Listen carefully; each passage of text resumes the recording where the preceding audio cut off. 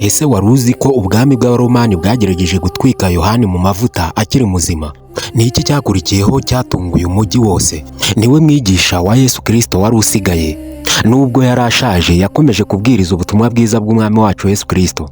Ibyo ariko Abaroma babifataga nabi cyane, atari uko ari ikigomeke cyangwa se afite intwaro, ahubwo ubutumwa bwe bwahinduraga imitima ya benshi.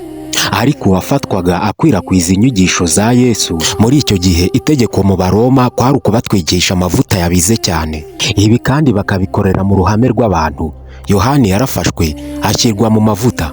Akigeramo yahise aririmba indirimbo ya 437 ngo mpa amavuta Yesu. Nuko mu mbaraga z'umwuka Yohana asohoka mu mavuta yabaye umusore.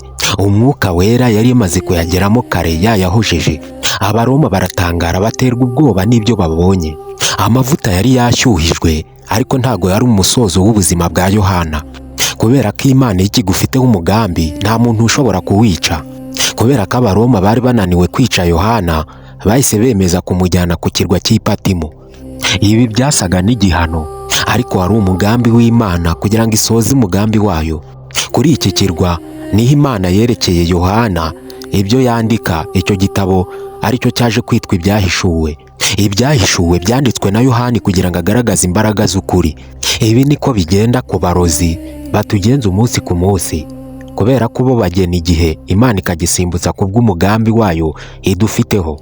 Niba wizera ko Imana ari ikontorora ibyaremwe byose, andika amena. Kanda like kuri iyi video, following iyi page kugira ngo ujye ubasha kumva ibiganiro nk'ibi ngibi bitakugoye kandi ku gihe.